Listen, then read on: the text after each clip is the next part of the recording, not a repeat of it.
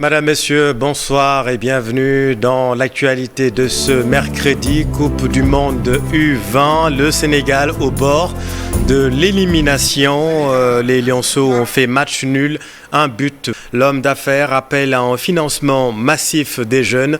Youssou N'Dour et les partenaires au développement ont visité les stands du Fort Afrique. Aujourd'hui, une visite inaugurale au village de l'économie créative. Ousmane Sonko annonce son retour à Dakar. L'opposant va rallier la capitale par voie terrestre dans le cadre d'une caravane de la liberté. Au lendemain du jugement, ses avocats dénoncent un procès abject. Et puis notre reportage à Cannes, les flashs crépitent de partout. Les photographes amateurs comme professionnels à la chasse du cliché qui fera mouche. Reportage de nos envoyés spéciaux dans le sud de la France. Voilà pour les titres et tout de suite le développement.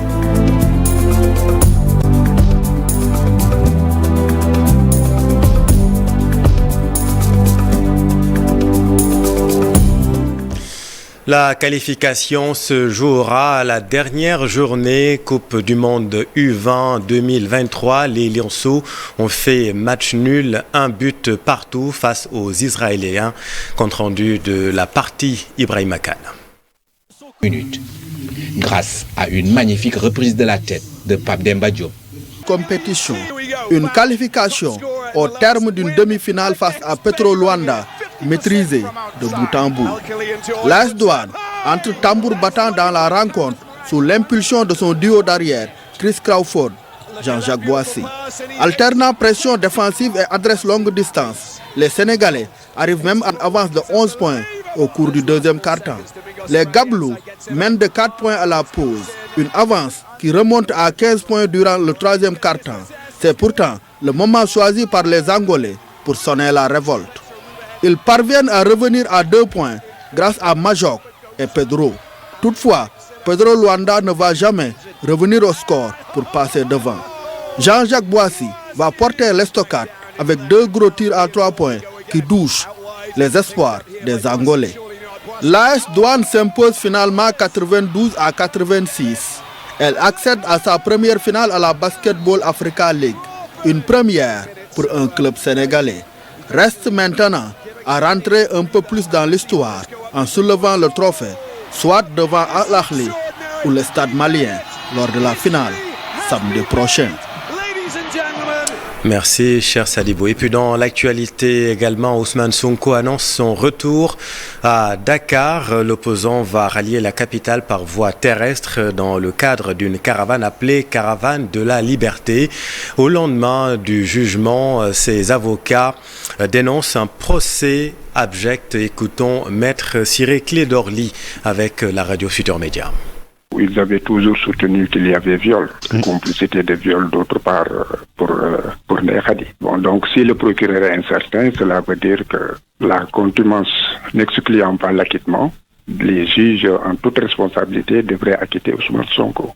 Et la demande de la partie civile, 1,5 milliard de francs CFA. Bon, vous savez, la partie civile, depuis le début, tout le monde sait que c'est un instrument entre les mains de l'État. Hier, tout le monde a pu voir qu'il s'agissait d'un complot d'État. Vous avez pu voir que c'était de l'exhibitionnisme. Bon, c'est un État en décadence qui aujourd'hui a détruit les valeurs et qui, pour atteindre des objectifs, bon, est prêt à tout, avec des fous à tout bout de chemin. Et là, je saute sur l'occasion pour dire que tous les actes qui ont été produits pour essayer d'établir qu'Ousmane Sonko a reçu une convocation, ce sont des faux. Donc quand on en arrive à cela, bon, je pense que tout est perdu. Ce n'était pas un procès qu'il voulait. Il voulait organiser effectivement un théâtre dans lequel l'actrice principale viendrait pour essayer d'humilier donc une personnalité. Bon. Et ils l'ont réussi. Ils ont réussi à tenir ce procès, mais cela s'est retourné contre eux. Parce que cela a permis de savoir que c'était non seulement un théâtre abject, mais aussi que nous avons un État qui aujourd'hui a perdu toute crédibilité. C'est au juge maintenant de prendre les responsabilités. Un dossier vide où un procureur tatillonne et fait des glissades, le procureur lui-même a donné la solution au juge, c'est-à-dire il doit acquitter. Cyril Clédor, un des avocats d'Ousmane Sonko, interrogé par Georges Déthié Diop de la radio Futur Média. Cette affaire divise aujourd'hui plus que jamais la classe politique. Les partisans de Sonko s'insurgent toujours contre un complot grotesque.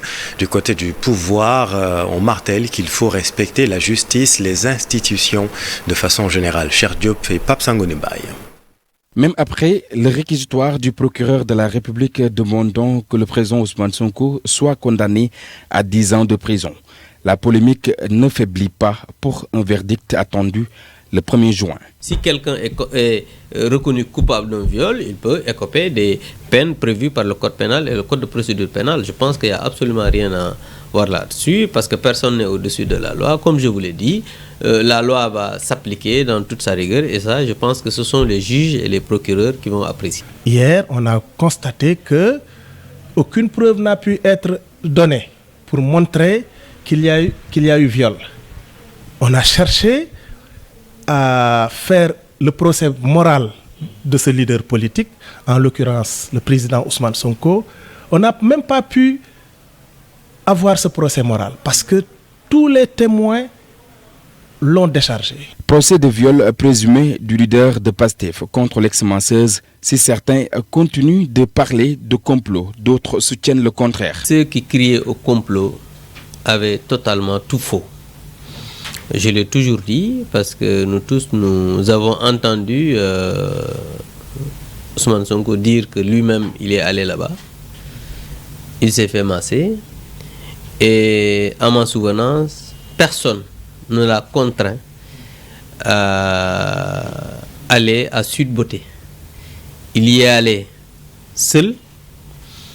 Il y est allé quand il y avait un couvre-feu. Et ce qui s'est passé est passé.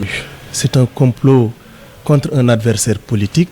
On cherche à éliminer un adversaire politique de la course à l'élection présidentielle de 2024, comme on l'a fait en 2019 contre d'autres leaders politiques.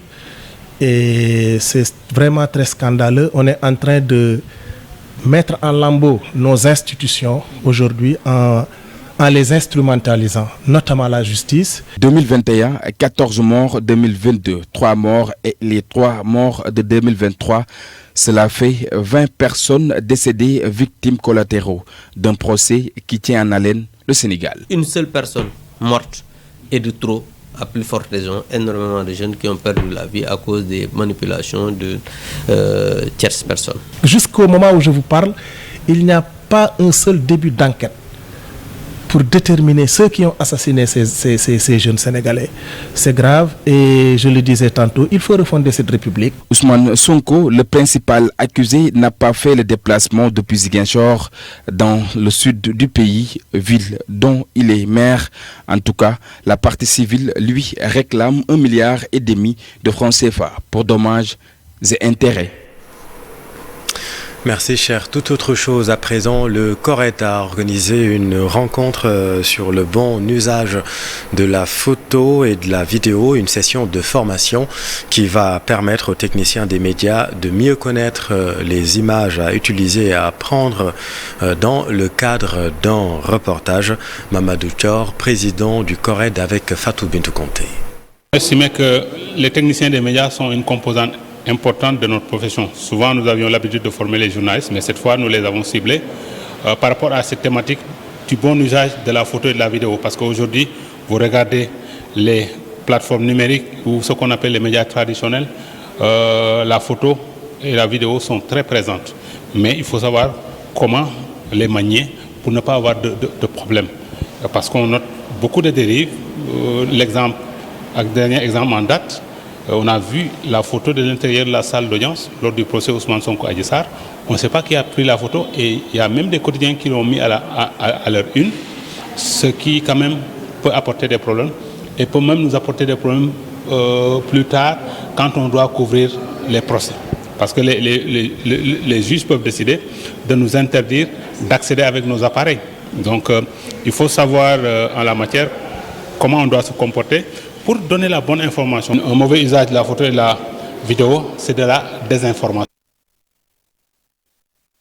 Journaliste Serigne Saliou Gueye poursuivi pour outrage à magistrat et exercice illégal de la fonction de journaliste, toujours gardé à vue. À la lumière de cette affaire, on s'intéresse à la pratique du métier qui est journaliste et quid du filtre de la carte nationale de presse.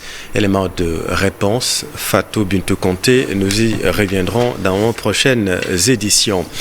On en vient à l'autre grand titre de cette édition. Youssou N'Dour, chantre des industries culturelles et créatives. Youssou N'Dour et les partenaires au développement ont visité les stands du Fort Afrique cet après-midi. Une visite inaugurale en prélude à l'événement qui est prévu à partir de demain. Compte rendu à Aminata Maresso. Le top départ est donné ici au Cap Manuel dans l'ancien palais de justice de Dakar. Durant 3 jours, des jeunes pétris de talent et évoluant dans les industries culturelles et créatives vont rivaliser d'ingéniosité pour trouver des bailleurs à leurs projets. Ce forum, il est aussi un endroit, un cadre pour permettre d'avancer beaucoup plus. Notre fondation fait beaucoup de plaidoyer, c'est-à-dire parle avec les institutions financières, parle avec les gens intéressés par l'emploi en disant que ce domaine des industries culturelles et créatives est un domaine important qui peut nous pourvoir beaucoup d'emplois. Des exposants venus de la sous-région parmi les invités, Jean-François Amou, un jeune étudiant béninois, est venu faire la promotion du festival Ngéwé, un rendez-vous culturel béninois. Alors le Glekwe Festival, c'est un événement musical qui nous invite à vibrer au son des racines de nos ancêtres. C'est un festival qui célèbre le patrimoine musical traditionnel du Bénin au sein de la ville de Ouida. Ouida qui est une ville déjà connue pour son histoire et qui détient également aussi énormément de richesses culturelles au niveau de la musique, et c'est justement ce que le festival essaye de mettre en avant. Donc au-delà des 3 jours du festival, une plateforme web accompagne également l'expérience de la musique. Donc le but de la plateforme, c'est pas uniquement pour le festivalier d'aller juste prendre son billet et puis c'est fini. L'idée, c'est vraiment d'éduquer à la musique, donc d'expliquer d'où viennent les rythmes, quels sont les instruments, quelle est l'histoire des instruments, également permettre aux personnes de manipuler ces rythmes-là, de prendre le rythme Agbaja, de mélanger le rythme Agbaja avec le rythme Massegon par exemple, et de pouvoir jouer avec les instruments et comprendre l'histoire de ces instruments-là avant maintenant de venir à Ouida et de profiter pleinement de l'expérience du festival.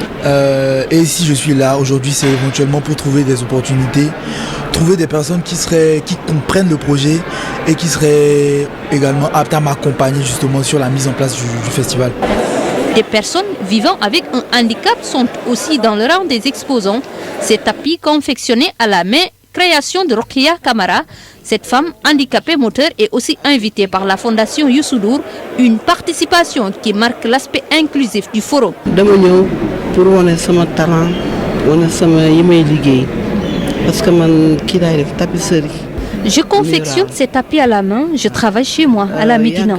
Il m'arrive parfois d'aller au village des arts pour exposer mes créations, mais ce n'est pas régulier, je me déplace difficilement du fait de mon handicap. À travers un reportage, la fondation Youssou N'Dour a vu le travail que je fais et ils m'ont invité à venir exposer à ce forum. C'est une opportunité qui s'ouvre à moi. J'espère une meilleure visibilité de mes créations, mais aussi un accompagnement financier pour d'autres créations. Le premier forum africain des industries culturelles et créatives s'ouvre ainsi à Dakar. Le président de la fondation Youssou N'Dour donne ainsi les clés pour pousser les jeunes à rester et investir dans leur pays. Nous savons tous en Afrique aujourd'hui, le grand problème, c'est de pouvoir donner de l'emploi aux jeunes. Et je pense que c'est une question qui se pose un peu partout en Afrique. Nous parlons à partir de Dakar, mais nous parlons pour tout le continent africain. Nous irons là où il faut pour parler de ces initiatives, que les gens soient financés, que les gens soient soutenus, que les jeunes soient financés, que les jeunes soient soutenus. Nous ne voulons plus voir des jeunes qui prennent les bateaux pour mourir. Nous voulons voir des jeunes qui ont de la créativité, on les a vus, on veut qu'on mette beaucoup plus de moyens. Une visite des stands, le lancement des Pépites Academy au menu du premier jour. Durant 72 heures, différentes activités seront déroulées ici au Cap Manuel, un forum africain des industries culturelles et créatives comme solution à la problématique de l'emploi des jeunes. Les industries culturelles et créatives, un secteur pourvoyeur d'emplois. L'homme d'affaires Youssou N'Dour appelle à un financement massif des jeunes.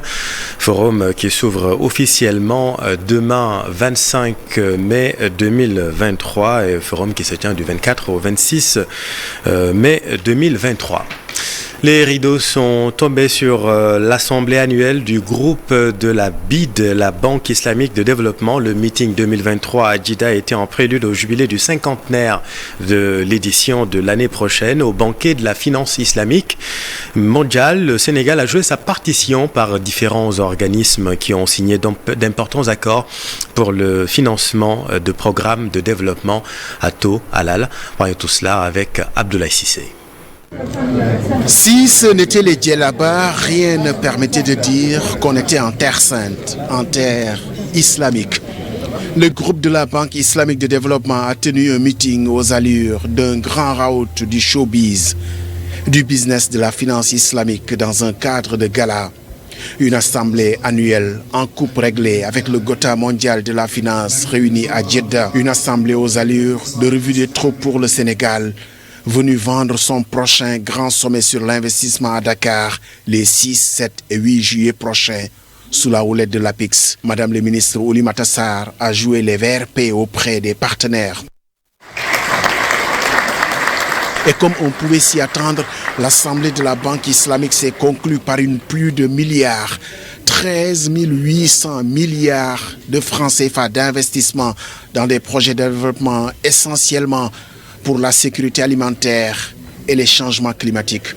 Le Sénégal a joué des coudes et cela a payé pour la Sonacos. Si nous avons des délais beaucoup plus étendus, des délais de remboursement beaucoup plus étendus, des taux de remboursement des taux d'intérêt beaucoup plus faibles, il va de soi que cela aussi devrait nous permettre non seulement d'augmenter notre capacité de collecte, mais aussi de pouvoir davantage élever le prix aux producteurs. Il a beaucoup été question de financement islamique et par ricochet de financement social, notamment le Waqf. Nous avons posé la question au vice-président opération du groupe de la Banque islamique. Est-ce que le Waqf peut être un pilier sur lequel vous vous fondez peut-être pour des financements plus allégés encore? During the roundtable, one of the key discussions was how Islamic social finance could be used, particularly Zakat fund and different arrangements, to crowd in funding to support vulnerable poor and vulnerable groups. Le Waqf est né en Arabie Saoudite et son modèle inspire l'institution sœur du Sénégal. La Banque islamique de développement pour le projet immobilier Waqf des Dara a érigé sur le site de l'ancienne école Amadou Hassan Ndoye et dont les revenus générés serviront à accompagner les Dara pour leur fonctionnement, mais également d'autres projets avec d'autres acteurs ici. Le meeting du cinquantenaire de 2024 promet déjà d'être grandiose. Mais déjà le Sénégal a coché le CEO Africa Forum d'Abidjan et le Forum sur l'investissement de Paris, 2 événements en juin, pour faire cap sur le sommet de Diamniadio en juillet prochain. Merci Abdoulaye. Santé à présent, plus jamais d'incendie dans les services hospitaliers causés par des défauts de maintenance. Tel est l'objectif recherché avec l'acquisition d'un laboratoire de simulation et de mesure par la DIEM, un laboratoire unique dans la sous-région qui sera présenté lors d'un atelier du réseau des hôpitaux d'Afrique de l'Ouest, d'Afrique, de l'océan Indien et des Caraïbes. Voyons tout cela avec Mamadou Fall.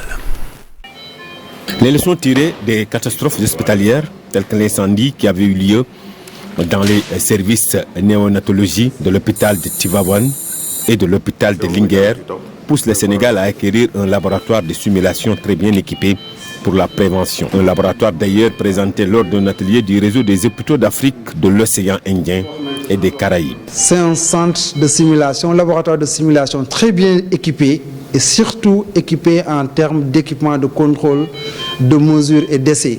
Et aujourd'hui, c'est l'arsenal qui manquait aux techniciens, en tout cas, de maintenant.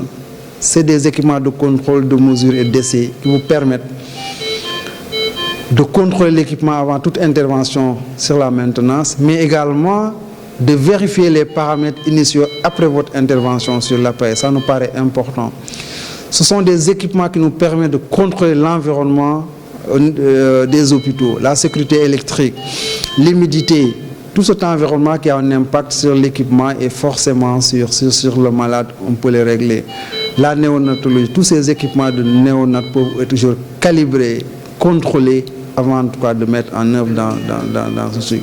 La cherté des équipements de contrôle et de mesure fait que seul le Sénégal a pour le moment ce laboratoire dans toute la sous-région. Les équipements de contrôle, de mesure et d'essai coûtent excessivement cher. C'est pourquoi vous ne pouvez pas les voir dans beaucoup de pays ou dans beaucoup de sites. Ça coûte excessivement cher.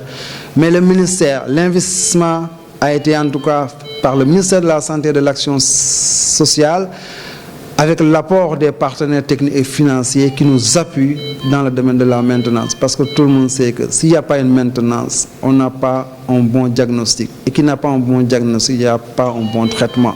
Un atelier de formation des techniciens biomédicaux démarré ce 23 mai à Dakar avec la participation de 10 pays pour un total de 20 techniciens. L'objectif, lutter efficacement contre les incidents hospitaliers. Merci Mamadou. Allons maintenant dans le nord du Sénégal, à Matam, programme de confection de tenues scolaires. Les tailleurs réclament le financement de la deuxième tranche du programme. Ils ont fait face à la presse à Matam. Ali Bandeliang. Ce sont des artisans désorientés qui manifestent le ras-le-bol. Il s'agit des tailleurs engagés dans la confection de blouses aux élèves, un projet de 30 milliards entrepris par le président de la République. Non seulement ils peinent à percevoir le fonds annoncé, mais il y a que des centaines de rouleaux de tissu en couleur marron et beige se trouvent encore entre leurs mains, alors qu'ils n'ont plus d'interlocuteur. Il était prévu que chaque élève allait recevoir 2 bouts. À notre grande surprise, on a reçu, lorsqu'on a fait le travail, on a découpé le tissu, on a trouvé qu'il restait un nombre important de tissus dans nos mains. Moi, qui vous parle, j'ai 150 euros qui restent dans mes mains. 150 euros multiplié par 40 000, c'est 6 millions. Donc, à notre grande surprise aussi, on a trouvé on a fait des investigations dans les écoles, on a trouvé que chaque élève dans le cycle qu'une seule blouse. Et il y a une gap, un nombre énorme de tissus qui est dans nos mains. Qu'est-ce qui vous empêche de faire la deuxième blouse? La deuxième blouse, c'est-à-dire le président, que je remercie le chef de l'État, qui nous avait octroyé ce projet à portée sociale pour les artisans tailleurs, nous a donné 30 milliards, chaque année 10 milliards. Maintenant, ça reste à l'État, à la DEC, de nous donner la deuxième tranche pour qu'au moins le tissu puisse être réglé dans ça. On ne peut pas vendre un tissu qu'on t'a donné à 40 000 francs quand il veut revendre. Mais tu ne peux pas revendre. Marron, parce qu'il avait mis 30 milliards sur table, c'est pour aider les tailleurs, mais ce n'est pas pour souffrir les tailleurs. Non, le fournisseur, c'est lui avec l'ADER. C'est l'ADER qui a fourni les tissus. Ils sont tous rentrés au fond. Nous, les tailleurs, maintenant, il nous reste du tissu dans nos mains. C'est une rencontre avec la presse qu'ils ont organisée à Ourossogui pour entendre le cri du cœur. Des tailleurs qui, par la même occasion, ont tenu à rendre hommage au chef de l'État pour avoir pensé à soulager des artisans fortement secoués par les conséquences de la pandémie de la Covid-19.